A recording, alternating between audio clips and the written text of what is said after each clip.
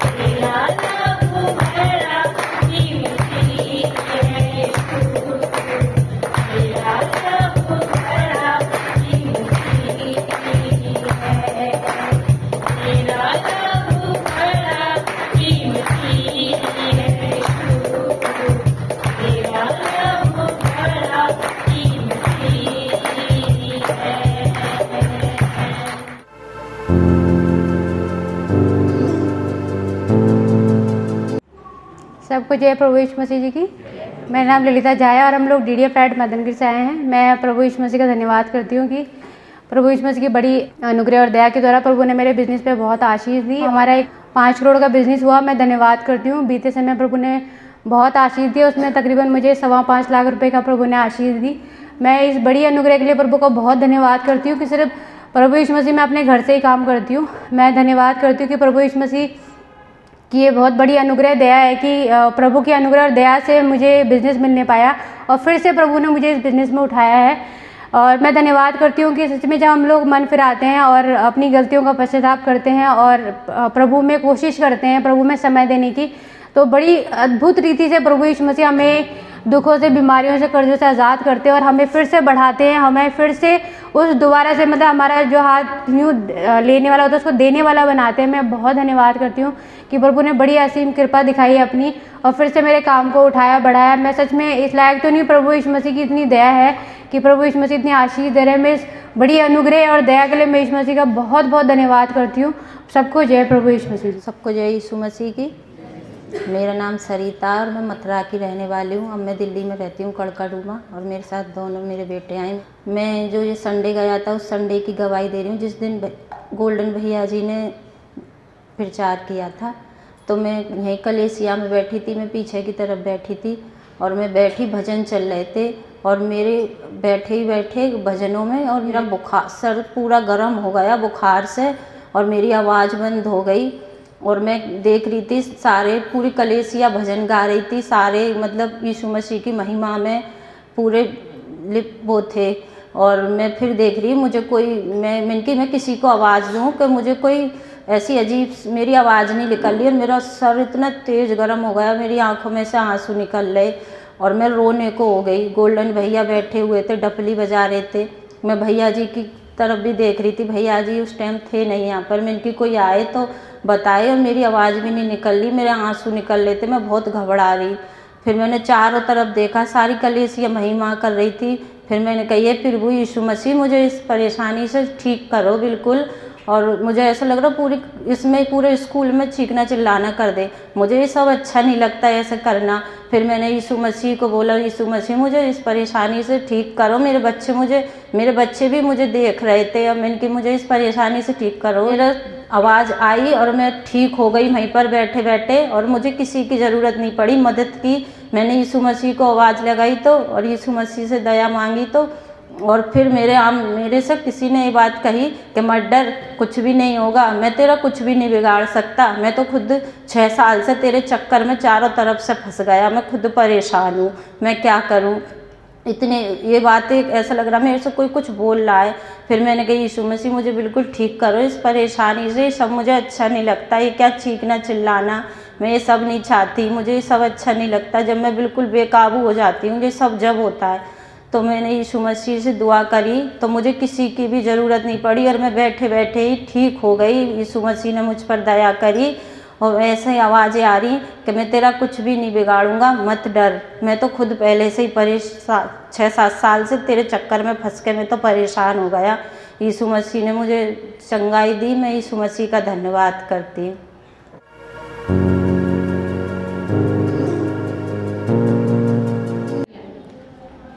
सबको जय यीशु मसीह की। आइए हम लोग वचन में चलेंगे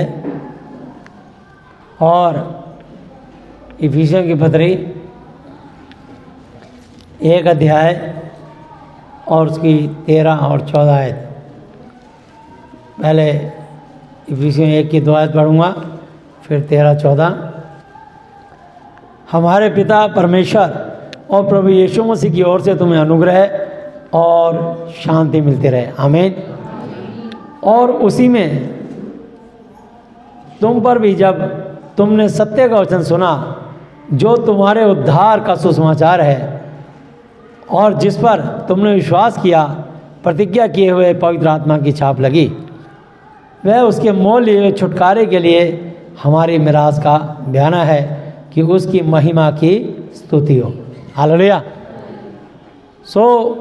जैसे कि हम कोई भी प्लॉट लेने से पहले उसका बयाना देते हैं और उसके बाद जो समय मुकर्रर होता है उसमें हम उसका पूरा पेमेंट करके उस प्लॉट को अपने नाम कराते हैं। इसी प्रकार यीशु मसीह जब तक हमें शरीर में हैं, धरती पर हैं, हमको चुनते हैं। और जो यीशु मसीह ने लगभग 2024 साल पहले मेरे आपके लिए क्रूस पर अपनी जान दी, मेरे आपके लिए अपना लहू बहाया, उन्होंने मुझे और आपको अपना लहू देकर, दाम देकर मोल लिया है और हमारे छुटकारे के लिए अपना खून बहाया। क्योंकि लिखा है यूहन्ना 3:16 पे कि परमेश्वर यहोवा जी ने जगत से ऐसा प्रेम रखा कि अपना इकलौता पुत्र दे दिया, ताकि जो कोई उस पर विश्वास करे वह नाश ना हो परंतु अनंत जीवन पाए। हालेलुया। सो हम प्रभु यीशु मसीह का धन्यवाद देते हैं। फिर प्रभु हमें वरदान देते हैं जो हमारी सोच से बाहर है। इफिसियों की पत्री 3 अध्याय और उसकी 14 आयत से, मैं इसी कारण उस पिता के सामने घुटने टेकता हूँ जिससे स्वर्ग और पृथ्वी पर हर एक घराने का नाम रखा जाता है, कि वह अपनी महिमा के धन के अनुसार तुम्हें यह दान दे कि तुम उसके आत्मा से अपने भीतरी मनुष्यत्व में सामर्थ पाकर बलवंत होते जाओ। हालेलुया। तो परमेश्वर का वचन हमको भीतर से स्ट्रांग, मजबूत करता है, हमारों को भीतर से अंदर से स्वच्छ करता है और हमें पापों से मुक्ति देता है। जो हमारे अंदर पाप चल रहे होते हैं परमेश्वर सब जानते हैं, इसलिए परमेश्वर कहता है डॉक्टर वैद्य की जो बीमारों को होती है, भले चंगे को नहीं, मैं धर्मियों को नहीं बल्कि पापियों को बचाने बुलाने आया हूँ। तो परमेश्वर मनुष्य का भीतरी मनुष्यत्व को स्वच्छ करते हैं, उसके विचारों को स्वच्छ करते हैं। और मनुष्य के शरीर में बीमारी जितनी होती है भीतर होती हैं, जितने बुरे विचार होते हैं, कुविचार होते हैं, भीतर होते हैं। तो परमेश्वर हमारे भीतर से, अंदर से सफाई करते हैं और अपने वचन से, इसलिए लिखा रोमियो 10 की 17 आयत पे, सो विश्वास सुनने से, सुनना यीशु मसीह के वचन से होता है। रोमियो 10 की 11 आयत पे लिखा है कि जो कोई इस महापवित्र शास्त्र पे विश्वास रखेगा वो कभी लज्जित ना होगा। हालेलुया। तो इसलिए जब हम इस वचन पर विश्वास करते हैं तो हमारा उद्धार होता है। इसलिए रोमियो 10 की 13 आयत पे लिखा है कि जो कोई प्रभु यीशु मसीह का नाम लेगा वो उद्धार पाएगा। हालेलुया। तो यीशु नाम में श्रेष्ठ नाम है, उस नाम में हम सब मनुष्यों का उद्धार होता है। और इफिसियों 3 की 17 आयत, और विश्वास के द्वारा यीशु मसीह तुम्हारे हृदय में बसे कि तुम प्रेम में जड़ पकड़कर और नींव डालकर सब पवित्र लोगों के साथ भली भांति समझने की शक्ति पाओ कि उस परमेश्वर की चौड़ाई और लंबाई और ऊंचाई और गहराई कितनी है, और यीशु मसीह के उस प्रेम को जान सको जो ज्ञान से, हमारी बुद्धि से, हमारी सोच से परे है, कि तुम परमेश्वर की सारी भरपूरी तक परिपूर्ण हो जाओ। अब जो ऐसा सामर्थ्य, पावरफुल, शक्तिशाली है कि हमारी विनती और समझ से कहीं अधिक काम कर सकता है, उस सामर्थ्य के अनुसार जो हम में कार्य करता है, कलीसिया में और यीशु मसीह में, उसकी महिमा पीढ़ी से पीढ़ी तक, युगान युग, अनंत काल तक होती रहे। आमीन। हालेलुया। तो मैं आपको बताना चाहता हूँ 4 अध्याय पे परमेश्वर का वचन कहता है, सो मैं जो प्रभु में बंधुआ हूँ तुमसे विनती करता हूँ कि जिस बुलाहट से तुम बुलाए गए थे उसके योग्य चाल चलो, अर्थात सारी दीनता और नम्रता सहित और धीरज धरकर प्रेम से एक दूसरे की सह लो और मेल के बंध में आत्मा की एकता रखने का यत्न कोशिश करो। एक ही देह है, सबका एक ही शरीर है, सब हम मनुष्य हैं और एक ही सबके अंदर आत्मा है इस शरीर को चलाने के लिए। जैसे तुम्हें जो बुलाए गए थे अपने बुलाए जाने से एक ही आशा है, एक ही प्रभु है, एक ही विश्वास और एक ही बपतिस्मा। हालेलुया। और सबका एक ही परमेश्वर और पिता है जो सबके ऊपर और सबके मध्य बीच में और सब में है, उसका आत्मा हर मनुष्य में। हालेलुया। तो जब हम प्रार्थना करते हैं, चाहे कोई विश्वासी हो या अविश्वासी, चाहे वो यीशु के मत का हो या ना हो, लेकिन सब मनुष्य के अंदर आत्मा परमेश्वर का दिया हुआ है, जिससे मनुष्य जीवित रहता है, विचरण करता है, बोलता, चलता फिरता है, सारे काम करता है।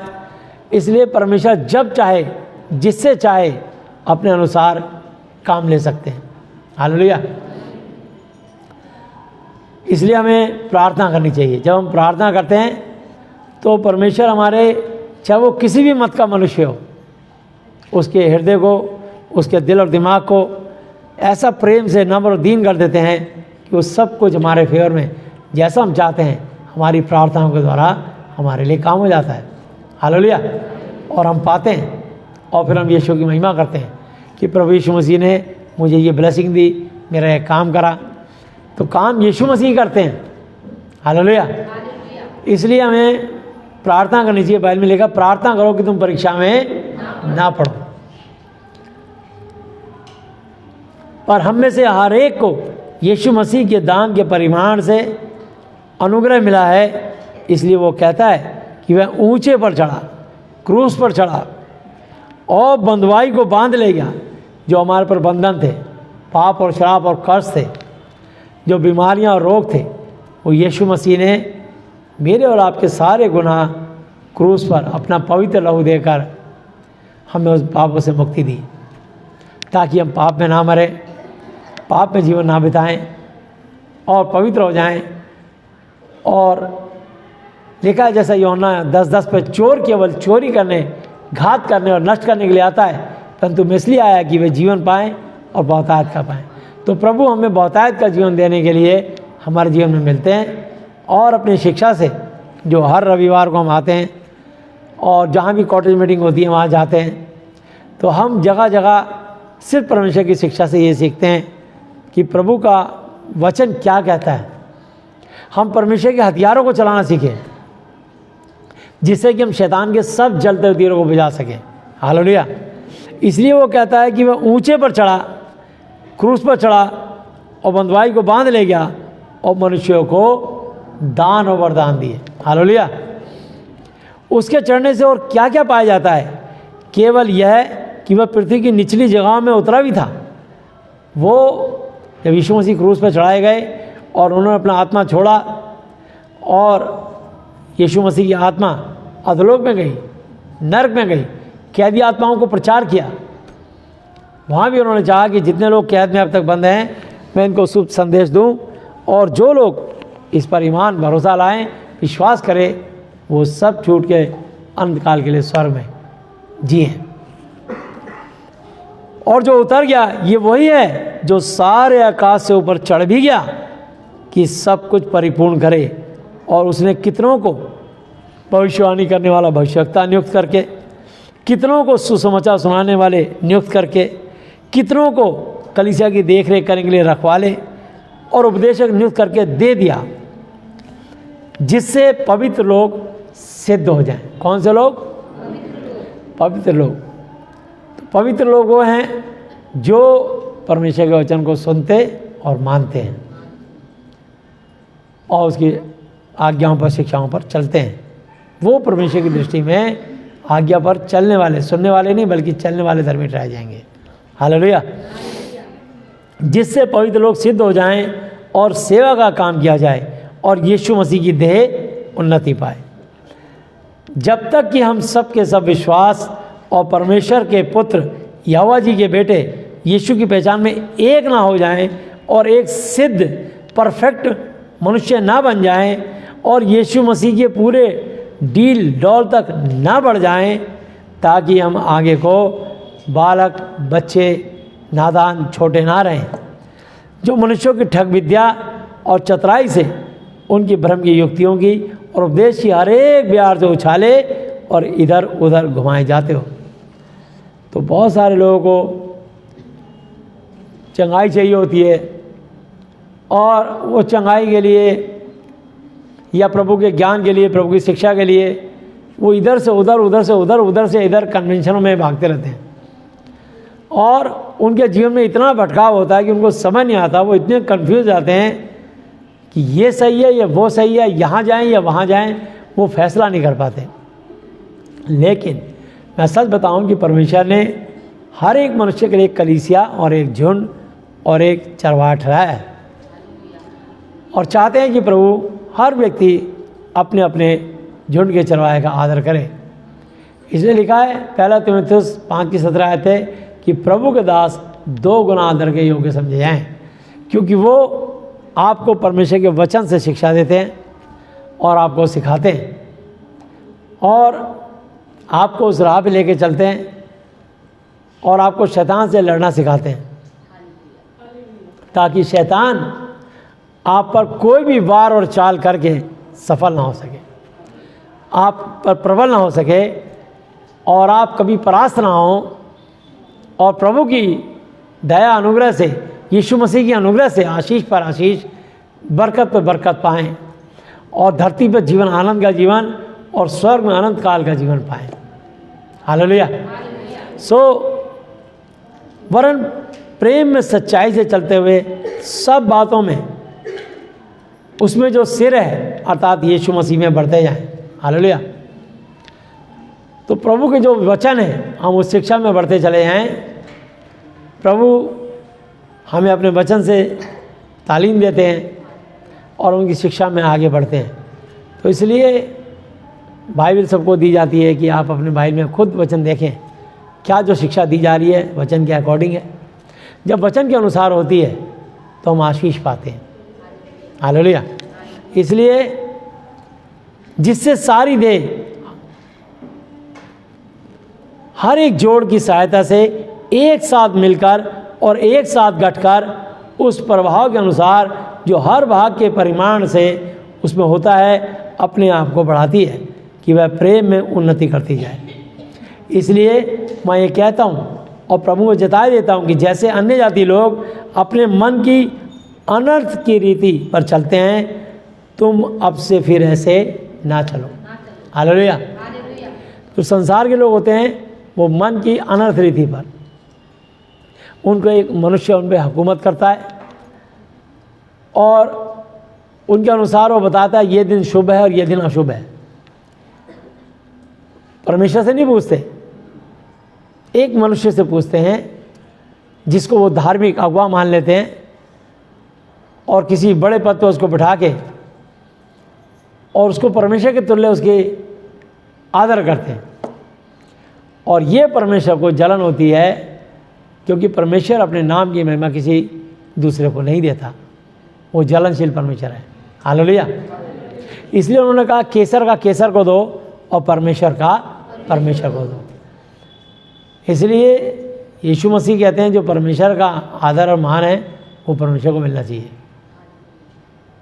और प्रभु के दास 2 गुना आदर के योग्य ठहराए जाते हैं क्योंकि वो आपको वचन से शिक्षा देते हैं और आपको कदम कदम पर शिक्षा से संभालते हैं, आपके पाप श्राप तोड़ते हैं, आपके लिए विनती करते हैं, आपको परमेश्वर का सुसमाचार सुना के परमेश्वर के करीब लाते हैं और शैतान से लड़ना सिखाते हैं, दुआ करना सिखाते हैं, बांधना सिखाते हैं, शुद्ध करना सिखाते हैं, ढांपना सिखाते हैं, कवच में रहना सिखाते हैं। मतलब शैतान से लड़ने की सब युक्ति प्रभु के वचन से सिखाते हैं। हालेलुया। ताकि तुम दुष्ट के सब जलते तीरों को बुझा सको और तुम स्थिर रह सको। हालेलुया। क्योंकि उनकी बुद्धि अंधेरी हो गई और उस अज्ञानता के कारण जो उनमें है और उनके मन की कठोरता के कारण वे परमेश्वर के जीवन से अलग किए हुए हैं, क्योंकि मनुष्य के पीछे और धर्म गुरुओं के पीछे चल पड़े, इसलिए परमेश्वर से अलग हो गए और वे सुन्न होकर लुचपन में लग गए हैं कि सब प्रकार के गंदे काम लालसा से खुशी से किया करें। पर तुमने यीशु मसीह की ऐसी शिक्षा नहीं पाई। हालेलुया। यीशु मसीह की शिक्षा बल्कि हमारे को हर बुरे काम से दूर करती है और सही काम की प्रेरणा देती है कि प्रभु का वचन क्या कहता है। हालेलुया। वरना तुमने सचमुच उसी की सुनी जैसा यीशु मसीह में सत्य है, उसी में सिखाए भी गए कि तुम अपने पिछले चाल चलन के पुराने मनुष्यत्व को जो भरमाने वाली अभिलाषाओं के अनुसार भ्रष्ट होता जाता था उतार डालो। हालेलुया। तो पुराना मनुष्यत्व, पिछला मनुष्य चाल चलन उतार फेंको और अपने मन की आत्मिक स्वभाव में प्रभु के वचन की शिक्षा के अनुसार नए बनते जाओ और नए मनुष्यत्व को पहन लो जो परमेश्वर के अनुसार सत्य की धार्मिकता और पवित्रता में सृजा गया है। इस कारण झूठ बोलना छोड़कर हर एक अपने पड़ोसी से सबसे पहली बात सच बोले, क्योंकि हम आपस में एक दूसरे के अंग हैं। क्रोध तो करो पर पाप मत करो। सूर्य अस्त होने तक तुम्हारा क्रोध ना रहे और ना शैतान को अवसर मौका दो। चोरी करने वाला फिर चोरी ना करे, वरन भले काम करने में अपने हाथों से परिश्रम करें, इसलिए कि जिसे प्रयोजन ज़रूरत हो उसे देने को उसके पास कुछ हो। कोई गंदी बात तुम्हारे मुंह से ना निकले, पर आवश्यकता के अनुसार वही जो उन्नति तरक्की के लिए उत्तम हो, ताकि उससे सुनने वाले पर अनुग्रह हो। और परमेश्वर के पवित्र आत्मा को शोकित दुखी मत करो, जिससे तुम पर छुटकारे के दिन के लिए छाप दी गई है। हालेलुया। तो हम पर यीशु मसीह के पवित्र लहू की छाप लगी है और इसी से हमारे को स्वर्ग में प्रवेश मिलेगा।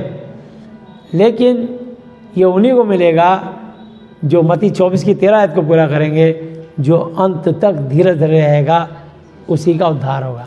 हालेलुया। सब प्रकार की कड़वाहट और प्रकोप और क्रोध और कलह कलेश और निंदा आलोचना सब बैर भाव समेत तुमसे दूर की जाए यीशु के नाम में, और एक दूसरे पर कृपाल और करुणामय हो। और जैसे परमेश्वर ने यीशु मसीह में तुम्हारे अपराध क्षमा किए, वैसे ही तुम भी एक दूसरे के अपराध क्षमा करो। हालेलुया। मैं आपको बताना चाहता हूँ कि परमेश्वर की इच्छा है, इफिसियों 5 की 1 आयत, इसलिए प्रिय बालकों की तरह परमेश्वर के सदृश बनो। हालेलुया। तो परमेश्वर की इच्छा ये है कि तुम मेरे समान बनो, मेरे पिता यहोवा के समान बनो। यूं तो बहुत अच्छे अच्छे प्रभु के दास हुए, इब्राहिम, इसहाक, याकूब, एलिया, एलीशा, मूसा और यशाया, यर्मिया, Ezekiel, Daniel, Shadrach, Meshach, Abednego, बहुत सारे दास होते गए, अय्यूब। लेकिन परमेश्वर फिर भी चाहते हैं कि आप परमेश्वर के समान बने। हालेलुया।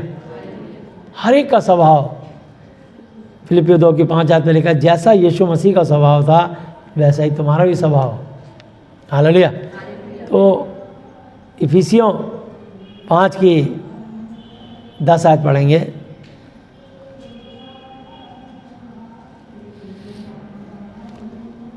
और यह परखो कि प्रभु को क्या भाता है, और अंधकार के निष्फल कामों में सहभागी ना हो, वरन उन पर उल्हाना दो, क्योंकि उनके गुप्त कामों की चर्चा भी लज्जा की शर्म की बात है। पर जितने कामों पर उल्हाना दिया जाता है, छोड़ दिया जाता है, वे सब ज्योति से प्रकट होते हैं, क्योंकि जो सब कुछ को प्रकट करता है वो ज्योति है, वो सच्चाई है, वो पवित्रता है। हालेलुया। वो परमेश्वर है। इस कारण वह कहता है कि हे सोने वाले जाग और मुर्दों में से जी उठ, तो यीशु मसीह की ज्योति तुझ पर चमकेगी। इसलिए ध्यान से देखो कि कैसी चाल चलते हो, निर्बुद्धियों की तरह नहीं पर बुद्धिमानों की तरह चलो, और अवसर को बहुत ही ज़्यादा बेशकीमती समझो, बहुमूल्य समझो, क्योंकि दिन बुरे हैं। इस कारण निर्बुद्धि ना हो, पर ध्यान से समझो कि प्रभु की इच्छा क्या है, और दाख मधु से मत वाले ना बनो। कुछ लोग शराब पी के लुचपन में लगते हैं, तो परमेश्वर चाहते हैं कि दाख मधु से मत वाले ना बनो, क्योंकि इससे लुचपन होता है, पर आत्मा से परिपूर्ण होते जाओ, और आपस में भजन और स्तुति गान और आत्मिक गीत गाया करो, और अपने मन में प्रभु के सामने गाते और कीर्तन करते रहो, और सदा सब बातों के लिए हमारे प्रभु यीशु मसीह के नाम से परमेश्वर पिता यहोवा जी का धन्यवाद करते रहो। हालेलुया। और यीशु मसीह की भय से एक दूसरे के अधीन रहो। हालेलुया। तो अब मैं परमेश्वर का हथियार बताऊंगा और इफिसियों 6 अध्याय और उसकी 10 आयत से लेंगे। निदान प्रभु में और उसकी शक्ति के प्रभाव में बलवंत ताकतवर बनो, परमेश्वर के सारे हथियार बांध लो। कितने हथियार? सारे हथियार बांध लो कि तुम शैतान की युक्तियों के सामने खड़े रह सको। जब तुम्हारे पास परमेश्वर के हथियार होंगे तो शैतान तुम्हारे आगे टिक नहीं पाएगा। अभी आपने देखा सरिता बहन की गवाही कि वो यीशु मसीह में आई और उसको आए हुए लगभग 6 साल हो गए। 6 साल के अंदर शैतान परेशान हो गया, कह रहा बहन मैं तो खुद ही तेरे पास आके परेशान होता हूँ, क्योंकि तू महिमा करनी नहीं छोड़ती, तू प्रभु को नहीं छोड़ती। हालेलुया। तो यदि आप प्रभु को नहीं छोड़ेंगे तो शैतान को जाना पड़ेगा। लेकिन शैतान ताक में रहता है कि लोगों को मिसगाइड करे, गुमराह करे, प्रचारक से दूर करे, कलीसिया से दूर करे और फिर अकेले में जाके उसको रौंदे कुचले। तो इसलिए संगति ज़रूरी है, क्योंकि कच्चा कोयला कच्चे कोयले के साथ रहता है तो गर्म रहता है, और एक भी कोयले की अंगार को निकाल के अलग रख दो वो बहुत जल्दी ठंडा पड़ जाएगा। इसलिए हमें अलग नहीं होना, हमें संगति में बने रहना है, जुड़े रहना है। हालेलुया। क्योंकि हमारा यह मलयुद्ध लहू खून और मांस चमड़ी से नहीं है, परंतु प्रधानों से लड़ाई है, अधिकारियों से लड़ाई है, इस संसार के गंदे काम करने वाले, अंधेरे के शैतानी काम करने वाले अंधकार के हाकिमों से और उस दुष्टता की आत्मिक सेनाओं से जो आकाश में है। हालेलुया। तो दुष्ट आत्माएं कहाँ विचरण करती हैं? कहाँ रहती हैं? आकाश में, ऊपर। इसलिए कभी मत कहना ऊपर वाले की दया। ऊपर वाले की दया नहीं चाहिए। हमारा परमेश्वर स्वर्ग में रहता है। कहाँ रहते हैं हमारे प्रभु? स्वर्ग में। इसलिए परमेश्वर के सारे हथियार बांध लो कि तुम बुरे दिन में सामना मुकाबला कर सको और सब कुछ पूरा करके स्थिर रह सको। सो सबसे पहला हथियार है सत्य से अपनी कमर कसकर। पहला हथियार क्या है? सत्य से अपनी कमर कसकर, सच बोलना पड़ेगा। हालेलुया। जब जब आप सच को पढ़ के चलेंगे, बस समझ लो शैतान तुमसे हारा हुआ है, कभी जीत ही नहीं सकता। हालेलुया। इसलिए कभी झूठ नहीं बोलना, और कहीं झूठ बोलने की नौबत आती है तो चुप्पी साध दो।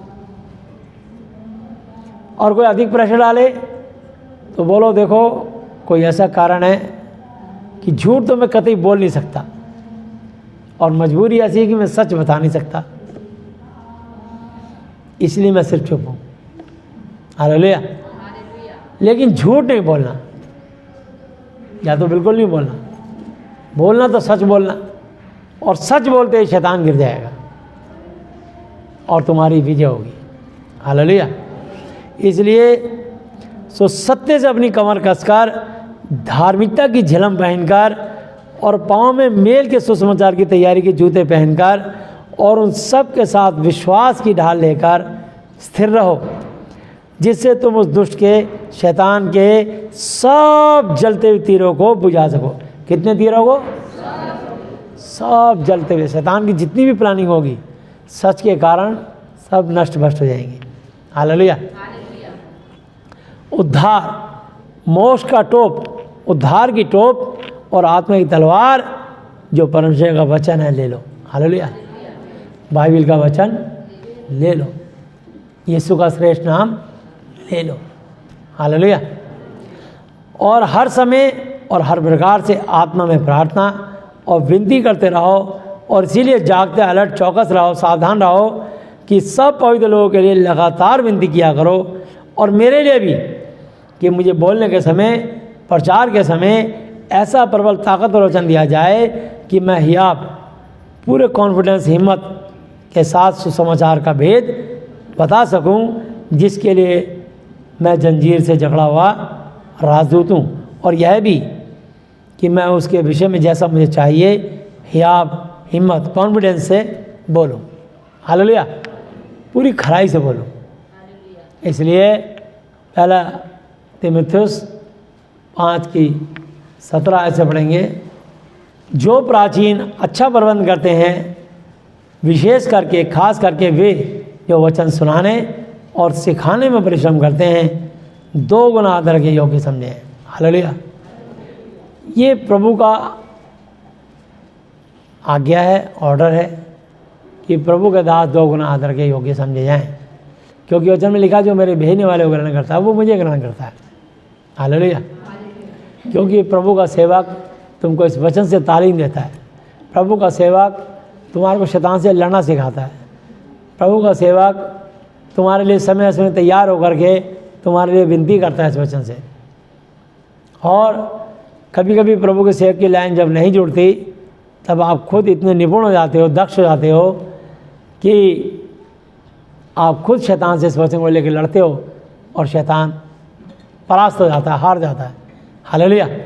इसलिए लिखा है कि प्रभु जो प्राचीन अच्छा प्रबंध करते हैं, विशेष करके वे जो वचन सुनाने और सिखाने में परिश्रम करते हैं, 2 गुना आदर के योग्य समझे जाएं, क्योंकि महाति पवित्र शास्त्र कहता है कि दावने वाले बैल का मुंह न बांधना, क्योंकि मजदूर अपनी मजदूरी का हकदार है। कोई दोष किसी प्रभु के सेवक किसी प्राचीन पर लगाया जाए तो बिना 2 या 3 गवाहों के उसको ना सुन। पाप करने वाले को सबके सामने समझा दे ताकि और लोग भी डरें। हालेलुया।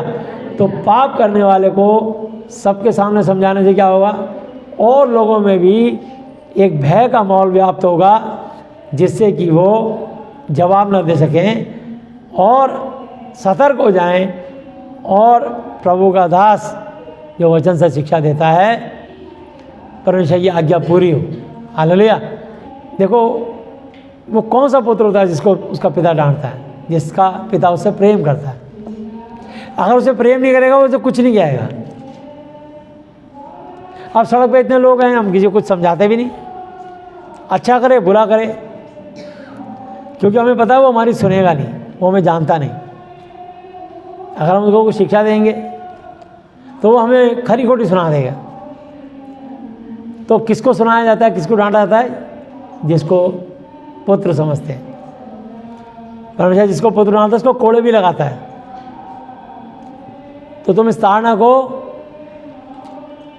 पुत्र जानकर सह लो। हालेलुया। और अगर तुम्हारी ताड़ना नहीं हुई तो तुम परमेश्वर की संतान नहीं, व्यभिचार की संतान ठहरे। वो पुत्र पुत्र नहीं जिसकी ताड़ना ना हुई हो। हालेलुया। तो ये ताड़ना तुम्हारे भले के लिए होती है, ये तुम्हारी तरक्की के लिए होती है, ये तुम्हारी उन्नति के लिए होती है। पर इसको अगर दिल दिमाग से लगाओगे तो शैतान तैयार बैठा है। सिर्फ प्रभु का सेवक तो डांटता है, शैतान मारे बगैर छोड़ता नहीं है, शैतान नाश करे बगैर छोड़ता नहीं है। वो ताक में रहता है, वो शेर की ना इस खोज में रहता है किसको फाड़ खाएं। मैं दाग लता तुम डालिया, मुझसे लोगों को तुम कुछ भी नहीं कर सकते। तो शैतान ताक में रहता है। इस बात के लिए आप तैयार रहें और समझ लीजिए कि हमको चौकस रहना है और अलर्ट रहना है। हालेलुया। मैं आपको बताता हूँ लूका की पुस्तक और उसका 15 अध्याय और उसकी 11 आयत से। लूका 15 अध्याय और उसकी 11 आयत से मैं पढ़ने जा रहा हूँ। फिर उसने कहा, किसी मनुष्य के 2 पुत्र थे। उनमें से छुटके ने पिता से कहा कि हे पिता, संपत्ति में से जो भाग मेरा हो वह मुझे दे दीजिए। उसने उनको अपनी संपत्ति बांट दी। ये इतनी आसानी से नहीं हुआ, ये बड़ा सिंपल लिखा है। उसको पहले समझाया होगा, नहीं समझा होगा तो धमकाया होगा उसके पिता ने। जब उसने बहुत उधम मचाया होगा तो उन्होंने कहा, जा तू अपने मन की करना चाहता तो कर ले। ये बहुत समय के बाद संपत्ति का बंटवारा हुआ होगा। संपत्ति ऐसे नहीं बढ़ जाती कि किसी ने कहा 1 गिलास पानी दे तो उठा के दे दिया। संपत्ति को बंटवारा होने में बड़ा समय लगता है, बहुत पेशेंस रखना पड़ता है। कभी पिता मरता है तो उसकी संपत्ति उसकी पत्नी के नाम होती है, पत्नी मरती है फिर बच्चों का नाम होती है, फिर बच्चों का नाम भी उसमें भी कई भाई बहन होते हैं, उसमें सब में डिवाइड करनी पड़ती है, लिखा पढ़ी करानी पड़ती है। मतलब एकदम से बंटवारा नहीं होता। ये तो बस आपको बड़ा ब्रीफ में शॉर्टकट में सुनाई गई है कहानी। तो मैं आपको बताना चाहता हूँ कि संपत्ति इतनी आसानी से नहीं बढ़ती। तो और बहुत दिन ना बीते थे कि वह छुटका पुत्र सब कुछ इकट्ठा करके एक दूर देश को चला गया और वहाँ कुकर्म गंदे कामों में अपनी संपत्ति उड़ा दी। वेश्याओं की संगति में, सट्टा जुआ में, पाप और व्यभिचार में उड़ा दी। हालेलुया। जब वह सब कुछ खर्च कर चुका तो उस देश में बड़ा अकाल पड़ा और वह कंगाल हो गया। अकाल के कारण जो कुछ बचा था वो भी नाश हो गया। और वह उस देश के निवासियों में से एक के यहाँ जा पड़ा। उसने उसे अपने खेत में सूअर चराने के लिए भेजा और वह चाहता था कि उन फलियों से जिन्हें सूअर खाते थे अपना पेट भरे, और उसे कोई कुछ नहीं देता था। अब देखिए दिमाग ठिकाने पे यहाँ पर आया लड़के का। हालेलुया। जब अपने आपे में आया तब कहने लगा कि मेरे पिता के कितने ही मजदूरों को भोजन से अधिक रोटी मिलती है और मैं यहाँ भूखा मर रहा हूँ। अब जब बुरा वक्त आता है तो इंसान को अपना सच्चा हितैषी याद आता है। उसको अपना पिता याद आया। उसने कहा मेरे पिता के यहाँ इतने नौकर चाकर हैं, उनको ज़रूरत से ज़्यादा भोजन मिलता है, मुझसे अच्छे कपड़े पहनते हैं वो, और यहाँ मैं काम कर रहा हूँ, मुझे कोई तनख्वाह भी नहीं दे रहा। जो सूअर फलियाँ खाते हैं वो फलियाँ मुझे खानी, यही मेरा वेतन है। उसको बड़े शर्म आई अपने पे, बड़ा दुख हुआ उसे, और वो विचार करने लगा। हालेलुया। यानी इंसान को ठोकर जो सिखाती है ना, इससे बड़ी शिक्षा कहीं नहीं मिलती। आपको बता रहा हूँ, किसी यूनिवर्सिटी में नहीं मिलती है। तो इंसान प्रैक्टिकल सीखता है, वो कहीं पे शिक्षा नहीं मिलती है, बता रहा हूँ आपको। मैं अब उठकर अपने पिता के पास जाऊंगा और उससे कहूँगा कि पिताजी, मैंने स्वर्ग के विरोध में, यहोवा जी के विरोध में और तेरी दृष्टि में पाप किया है। अब इस योग्य नहीं रहा कि तेरा पुत्र कहलाऊं। मुझे अपने यहाँ एक मजदूर की तरह रख ले। हालेलुया। मुझे सिर्फ एक नौकर समझ के रख ले। तब वह उठकर अपने पिता के पास चला। वह अभी दूर ही था कि उसके पिता ने उसे देखकर तरस खाया। अपने बेटे को इतने समय बाद इस दुर्दशा में देखकर उसके पिता को तरस आया और दौड़कर उसे गले लगाया और उसे बहुत चूमा। पुत्र ने उससे कहा, पिताजी, मैंने स्वर्ग के विरोध में और आपकी दृष्टि में पाप किया है और अब इस योग्य नहीं रहा कि मैं आपका पुत्र कहलाऊं। परंतु पिता ने अपने दासों से कहा, फट अच्छे से अच्छा वस्त्र निकालकर उसे पहनाओ और उसके हाथ में अंगूठी और पाँव में जूतियाँ पहनाओ। हालेलुया। के पाँव में जूतियाँ पहनाओ और पला हुआ बछड़ा लाकर मारो ताकि हम खाएं और आनंद मनावें। हालेलुया। हम आनंद मनावें, क्योंकि मेरा यह पुत्र मर गया था, फिर जी गया है, खो गया था, अब मिल गया है, और वे आनंद करने लगे। हालेलुया। परंतु उसका जेठा, बड़ा बेटा, बड़ा पुत्र खेत में था, और जब वह आते हुए घर के निकट पहुंचा तो उसने गाने बजाने और नाचने का शब्द सुना, और उसने एक दास को बुलाकर पूछा, इधर आओ, क्या हो रहा है? उस दास ने उससे कहा तेरा भाई आया है छोटा, हालेलुया, और तेरे पिता ने पला हुआ बछड़ा कटवाया है इसलिए कि उसे भला चंगा पाया है। यह सुनकर वह क्रोध से भर गया और भीतर जाना ना चाहा, परंतु उसका पिता बाहर जाकर उसे मनाने लगा। हालेलुया। उसने पिता को उत्तर दिया कि देख, मैं इतने वर्ष से तेरी सेवा कर रहा हूँ और कभी भी तेरी आज्ञा नहीं टाली, तो भी तूने मुझे कभी एक बकरी का बच्चा भी ना दिया कि मैं अपने मित्रों के साथ आनंद करता। परंतु जब तेरा यह पुत्र जिसने तेरी संपत्ति वेश्याओं में उड़ा दी, कुकर्म में उड़ा दी, सब जगह इसने बर्बाद कर दिया है, आया तो उसके लिए तू पला हुआ बछड़ा कटवाता है। उसने उनसे कहा पुत्र, तू सर्वदा मेरे साथ है और जो कुछ मेरा है वो सब तेरा ही तो है। हालेलुया।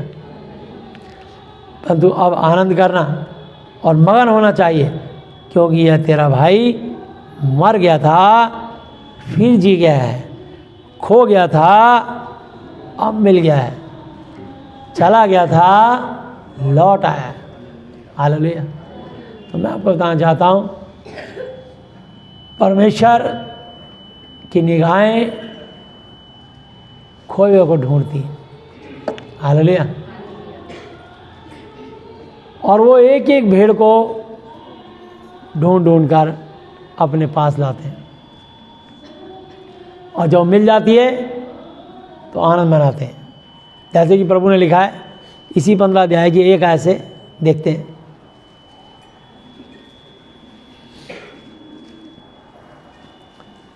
सब चुंगी लेने वाले और पापी उसके पास आया करते थे ताकि उसकी सुने, और फरीसी और शास्त्री को लुका कर कहने लगे कि यह तो पापियों से मिलता है और उनके साथ खाता भी है। यीशु मसीह के लिए कहा, ये तुम्हारा गुरु कैसा है, ये पापियों से, कुकर्मियों से, दुष्टों से, शैतानों से मिलता है, उनके साथ रोटी खाता है, कैसा तुम्हारा धर्मी गुरु है। हालेलुया। तब उसने उनसे यह दृष्टांत कहा कि तुम में से कौन है जिसकी 100 भेड़ें हों और उनमें से एक खो जाए तो 99 को जंगल में छोड़कर उस खोई को जब तक मिल ना जाए खोजता ना रहे। हालेलुया। और घर में आकर, और जब वह मिल जाती है तब वह बड़े आनंद से उसे कंधे पर उठा लेता है और घर में आकर मित्रों और पड़ोसियों को इकट्ठे करके कहता है, मेरे साथ आनंद करो क्योंकि मेरी खोई हुई भेड़ मिल गई है। मैं तुमसे कहता हूँ, इसी रीति से एक मन फिराने वाले पापी के विषय में भी स्वर्ग में इतना ही आनंद होगा जितना कि 99 ऐसे धर्मियों के विषय में नहीं होता जिन्हें मन फिराने की आवश्यकता नहीं। हालेलुया। अरे धर्मी तो पहले से ही धर्मी, उसको क्या धर्मी बनाना। हालेलुया।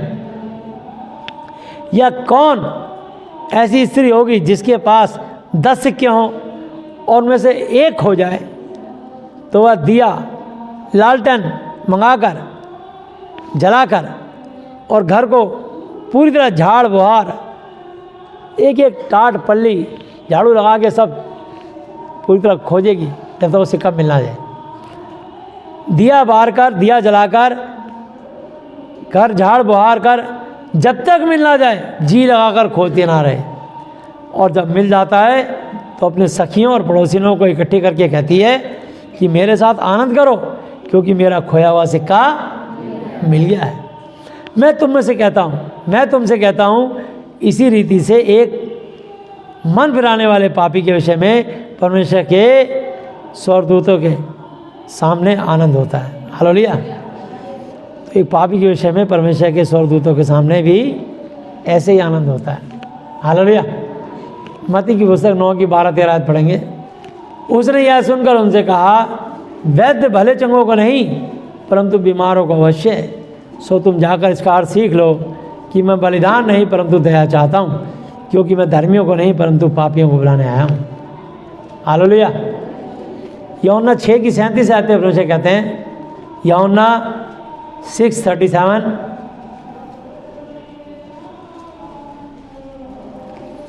जो कुछ पिता मुझे देता है वो सब मेरे पास आएगा, और जो कोई मेरे पास आएगा उसे मैं कभी ना निकालूंगा।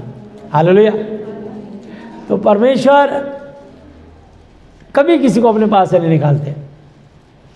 ये बात और है कि लोग जब थोड़े धनवान हो जाते हैं और उनके अंदर ईगो और घमंड आता है और वो बड़ी बड़ी बातें बकने लगते हैं और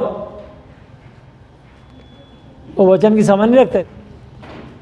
लेकिन एक समय आता है, उन्हें वचन कहाँ से मिला? अपने शिक्षक से, बाइबल से। उस बाइबल से ही अपने शिक्षक पर ही हमला कर देते हैं। ये शैतान उनसे पाप करवाता है। प्रभु करे उनसे लेखा ना ले, क्योंकि यीशु ने कहा कि ये पिता ये नहीं जानते क्या करते हैं, हो सके तो इनके अपराधों को क्षमा करना। ये नहीं जानते। यीशु ने कहा मत्ती 6 की 14-15 पे, यदि तुम मनुष्य अपराध क्षमा करोगे तो तुम्हारा स्वर्गीय पिता भी तुम्हारे अपराध क्षमा करेगा, और यदि तुम क्षमा नहीं करोगे तो तुम्हारा स्वर्गीय पिता भी तुम्हारा अपराध क्षमा ना करेगा। तो मैं आपको बताना चाहता हूँ कि अगर हम कभी कोई रेफरेंस भी दे दें तो वचन का रेफरेंस दें, लेकिन हम शब्द अपने तरीके से ना बोलें, कुछ कड़वी बातें ऐसे ना बोलें जो कि वचन में नहीं है। अर्थ उनका यही है, अर्थ उनका यही है, लेकिन अपनी बुद्धि से वो जो लिख देते हैं वो बाइबल से उसका कोई रेफरेंस नहीं है। क्योंकि लिखा 2 Corinthians 3 की 6 पे, जिसने हमें नई वाचा के सेवक होने के योग्य भी किया, शब्द के सेवक नहीं, शब्द मारता और आत्मा जलाता है। बाइबल में लिखा, तो किसी की झूठी साक्षी ना देना। मरकुस 11 की 25-26 आयत पे लिखा है, जब तुम खड़े हुए प्रार्थना करते हो, यदि तुम्हारे मन में किसी की ओर से कुछ विरोध, जलन, जिलन, कुड़न, बैर, शत्रु, नफरत हो तो क्षमा करो, इसलिए कि तुम्हारा स्वर्गीय पिता भी तुम्हारा अपराध क्षमा करे। और यदि तुम क्षमा नहीं करो, तुम्हारा स्वर्गीय पिता भी तुम्हारा अपराध क्षमा नहीं करेगा। कुलसियों 3 की 12-13 आयत पे लिखा है, यदि किसी को किसी पे दोष देने के कारण तो एक दूसरे की सह लो, जैसे प्रभु ने तुम्हारा अपराध क्षमा करा, तुम भी एक दूसरे अपराध क्षमा करो। तो वचन का रेफरेंस लिखो ना।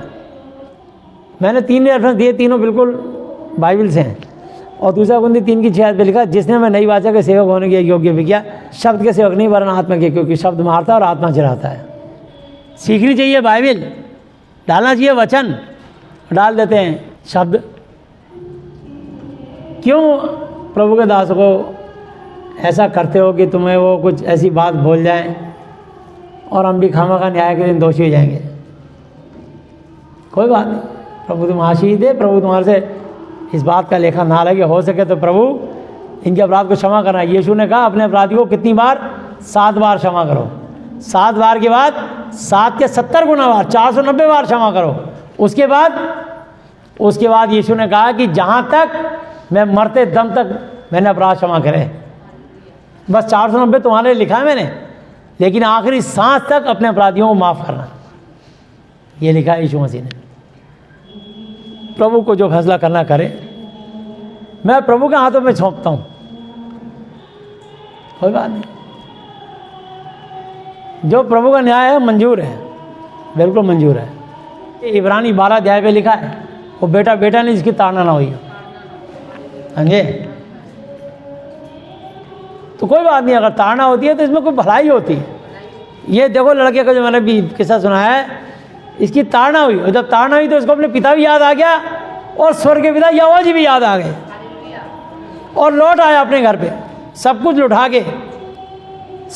के होश में आए तो क्या है, लेकिन लुटा के आ गए, ये लौट आया। इसके पिता ने बड़े को मनाया, अपने बेटे को भी मनाया, जेवनार भी करी। बाप के दिल से पूछो अपनी औलाद की क्या कीमत होती है। तुम्हारा बच्चा मिसिंग हो जाए तो वो लौट के आता, उससे पूछो। अभी तो आप बदतमीजी कर रहे हो, कोई बात नहीं, लेकिन ये अच्छी बात नहीं है। ये देखो क्या लिखा, मैं तुम्हें एक वचन पढ़ाता हूँ, भजन संहिता 34 अध्याय। मैं हर समय यहोवा को धन्य कहा करूँगा, क्योंकि उसकी स्तुति निरंतर मेरे मुख से होती रहेगी। परमेश्वर चाहता है कि मनुष्य तुम्हारे मुख से यीशु यहोवा पवित्र आत्मा की स्तुति लगातार होती रहे। और प्रेम को छोड़ हम किसी बात में एक दूसरे के कर्जीदार ना हो। रोमियो 13:8 पे लिखा है। हालेलुया। हो जाती है गलती, हो गलतियां कराता है शैतान, इंसान नहीं करता, करवाता है शैतान, और कराता उनसे जो वचन का पालन नहीं करते।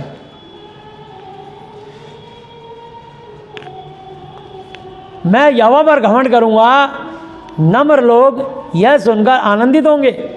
मेरे साथ यहोवा की बढ़ाई करो, मेरे साथ यहोवा की तारीफ, प्रशंसा करो, बढ़ाई करो, यीशु की तारीफ करो, और आओ हम मिलकर उसके नाम की स्तुति करें। मैं यहोवा के पास गया, तब उसने मेरी सुन ली, मेरी प्रार्थना विनती सुन ली, और मुझे पूरी रीति से निर्भय किया, बेखौफ किया। तो प्रभु के पास आने से हम बिल्कुल बेखौफ और बेफिक्र और निडर हो जाते हैं। ऐसा नहीं कि जवान नहीं है, सबके पास जवाब है। मैं यहोवा के पास गया, तब उसने मेरी सुन ली और मुझे पूरी तरह से निर्भय किया। जिन्होंने उसकी ओर दृष्टि की उन्होंने ज्योति पाई, और उनका मुंह कभी काला ना होने पाया। इस दीन जन ने पुकारा, तब यहोवा ने सुन लिया और उसको उसके सब कष्टों से, कितने कष्टों से? परमेश्वर हमें सब कष्टों से छुड़ाने की ताकत रखता है, और ना केवल ताकत रखता है बल्कि छुड़ाता भी है, यदि हम उसकी आज्ञाकारिता में रहें तो।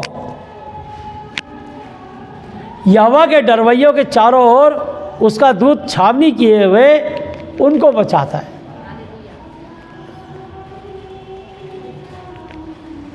किसको?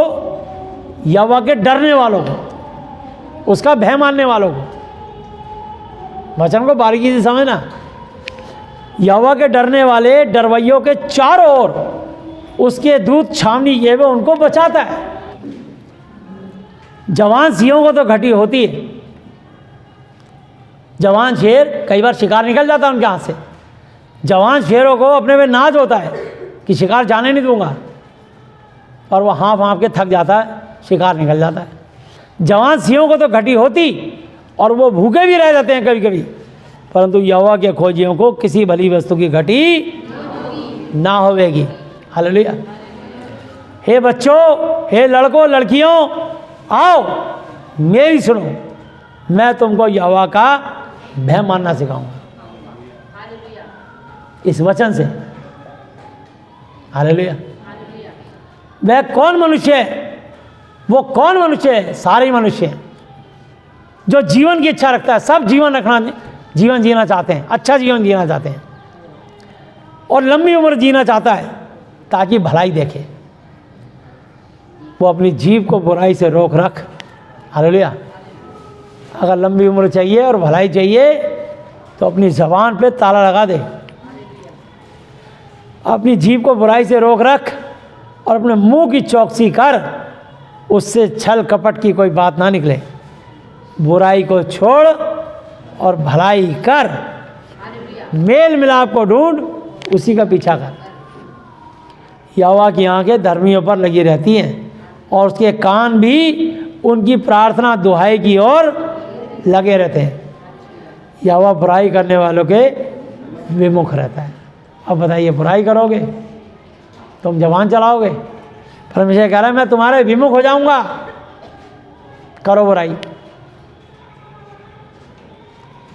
इस 16 आयत को ध्यान से समझ लेना। यहोवा बुराई करने वालों के विमुख अगेंस्ट रहता है, ताकि उनका स्मरण धरती पर से मिटा डाले। क्यों ऐसा काम कर रहे हैं यार? दुष्ट के से काम मत करो, प्रभु से डरो। हम धरती पे 120 साल के लिए भेजे गए हैं, उसकी महिमा करने के लिए, अपने आप को चमकाने के लिए नहीं भेजे गए हैं। उसके नाम को चमकाना, उसकी प्रशंसा करनी है, उसका धन्यवाद, उसका गुणानुवाद करना है, उसकी अनुग्रह हम पर बनी रहे बस। और ना केवल हम पर, हमारे आने वाली 1000 जनरेशन पर, 1000 पीढ़ी पर, और पीढ़ी दर पीढ़ी चलती चली जाए, यीशु के नाम में, आमीन।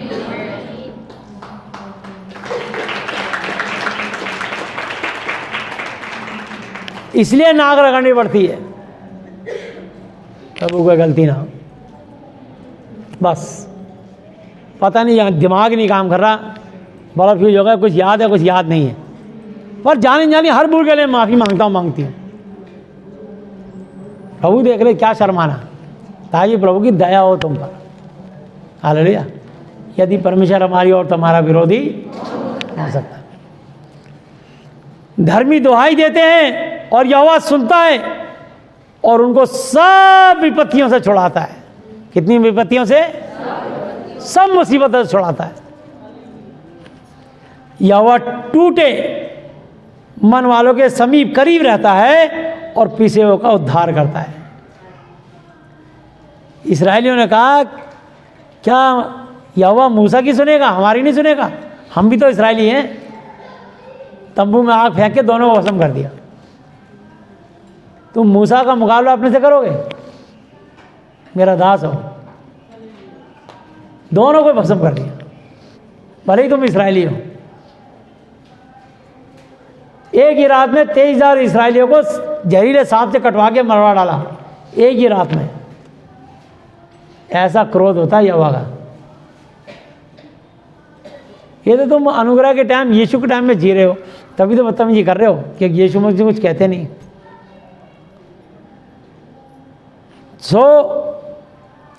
धर्मी पर बहुत सी विपत्तियां पड़ती तो हैं, परंतु यहोवा उसको उन सबसे मुक्त करता है। वह उसकी हड्डी हड्डी की रक्षा करता है और उनमें से एक भी टूटने। विश्वास ही होंगे कितना ही बड़ा एक्सीडेंट हो जाए, हड्डी टूटने नहीं देता परमेश्वर। हालेलुया। सारे काले कहाँ पे? अतुल के पैर के ऊपर से बस का पिछला टायर निकल गया, पैर की हड्डी नहीं टूटी, सिर्फ इस वचन के कारण। इसलिए तुम्हारी हड्डियां सबकी सुरक्षित हैं।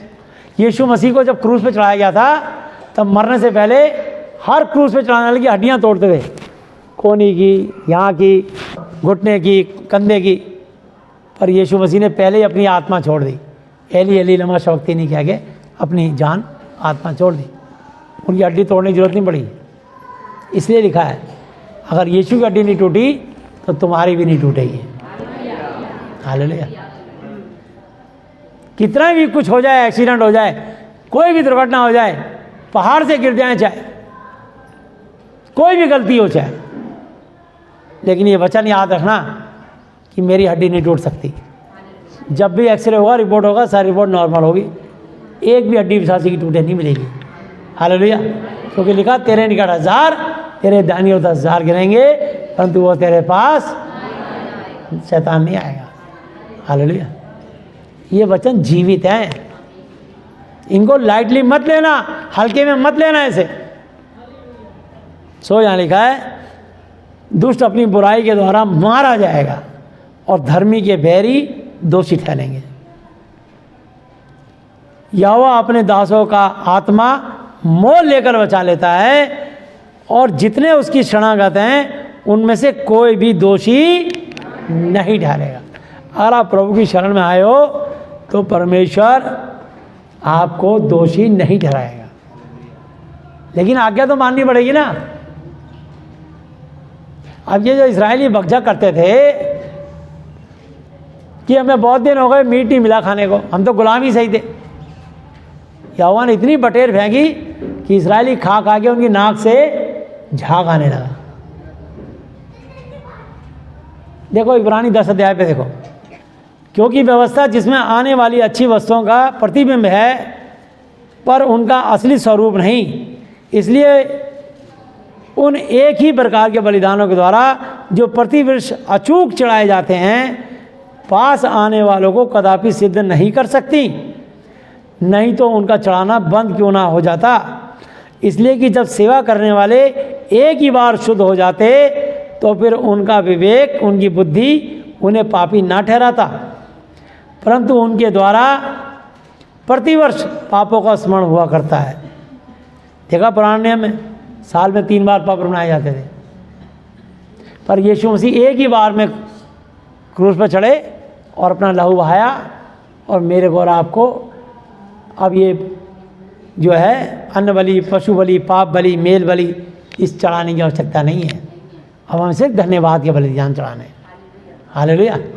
क्योंकि अनहोना है कि बैल और बकरों का लहू पाप को दूर करे। हालेलुया।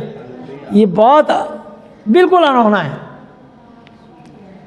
इसी कारण वह जगत में आते समय कहता है कि बलिदान और भेंट तूने ना चाही, पर मेरे लिए एक देह तैयार किया।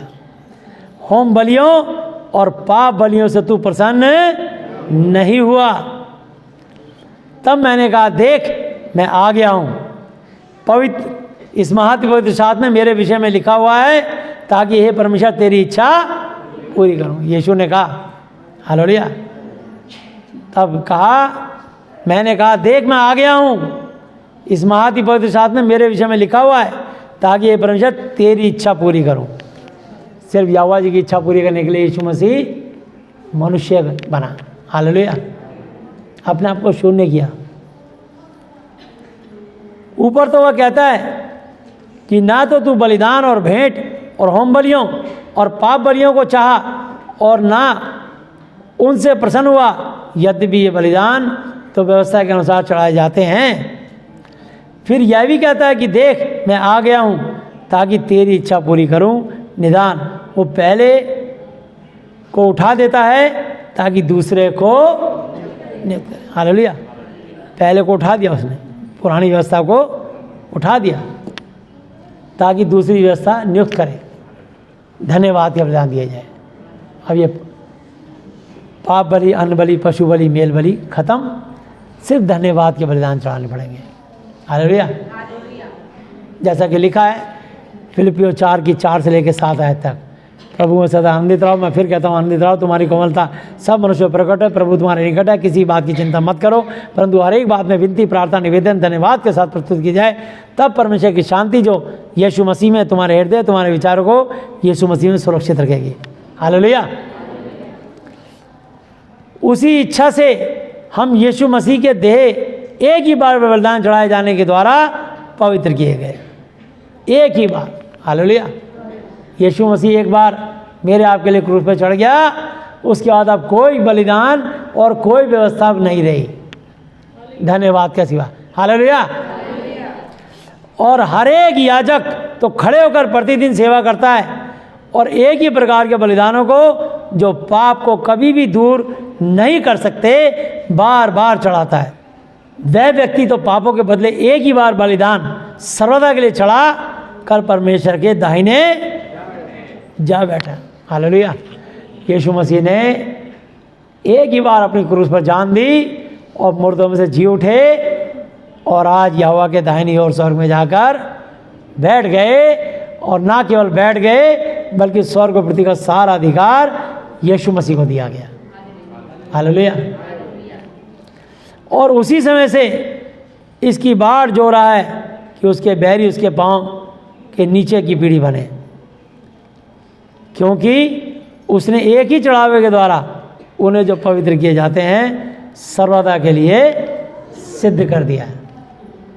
और पवित्र आत्मा भी हमें यही गवाही देता है, क्योंकि उसने पहले कहा था कि प्रभु कहता है कि जो वाचा मैंने उन दिनों के बाद उनसे बांधूंगा वो ये है कि मैं अपनी व्यवस्था को उनके हृदय पर लिखूंगा, और मैं उनके बुद्धि में, उनके विवेक में डालूंगा।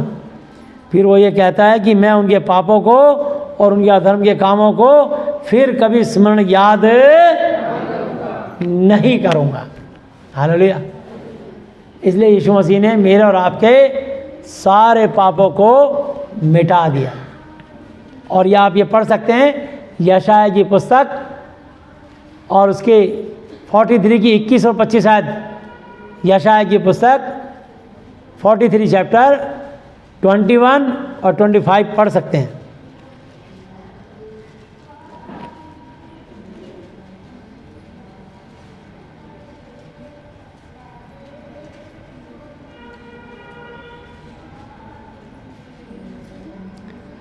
इस प्रजा को मैंने अपने लिए बनाया है कि वो मेरा गुणगान करें। हालेलुया।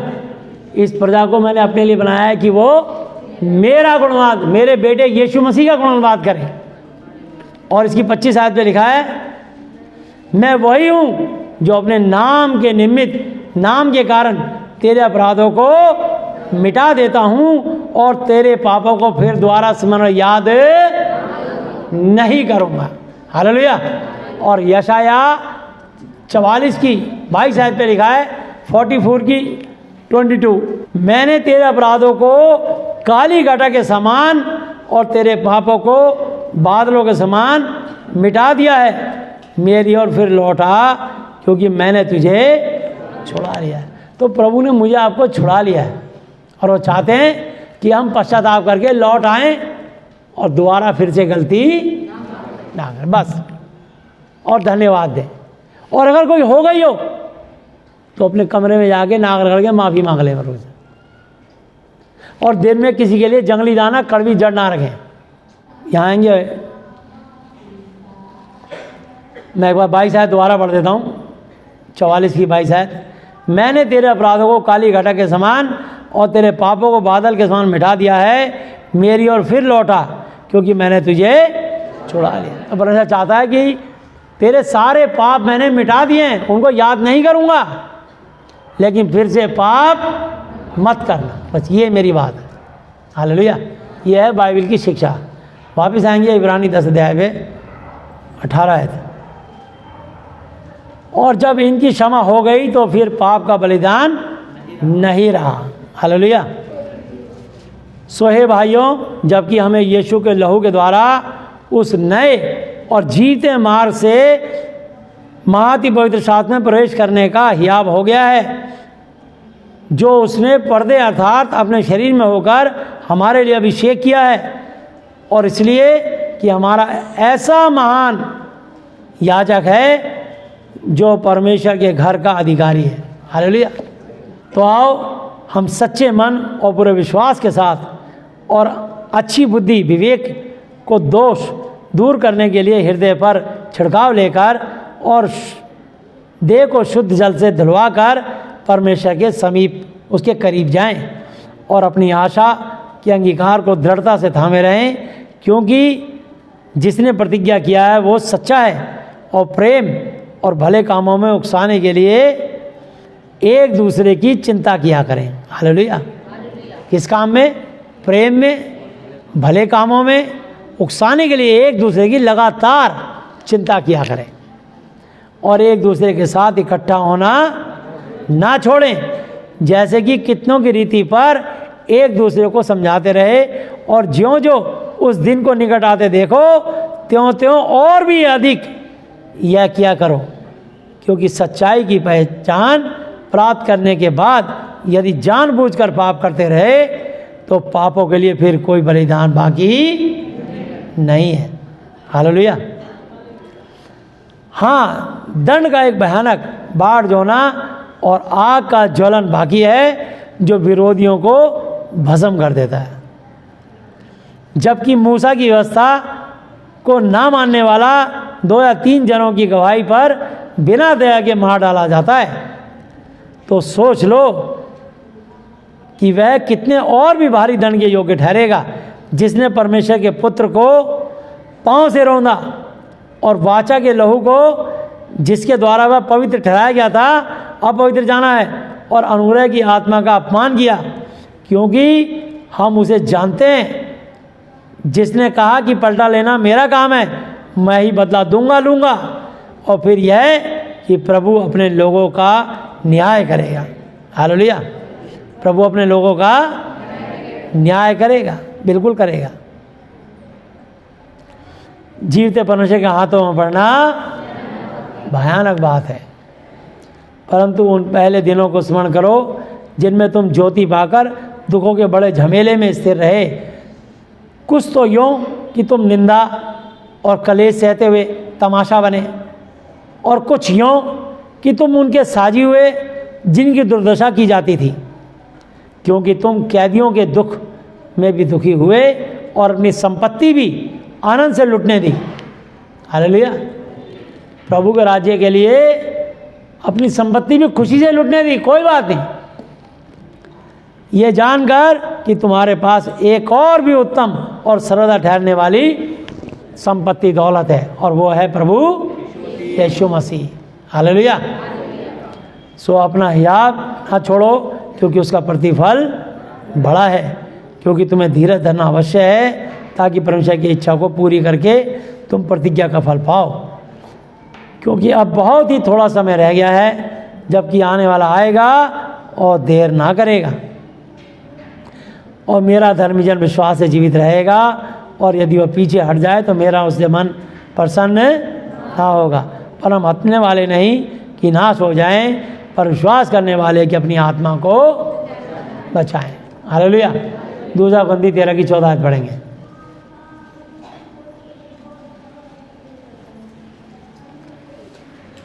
प्रभु यीशु मसीह का अनुग्रह और परमेश्वर यहोवा जी का प्रेम और पवित्र आत्मा जी की सहभागिता तुम सबके साथ यीशु के नाम में होती रहे, बनी रहे और बिना रुके बढ़ती चली जाए। आमीन।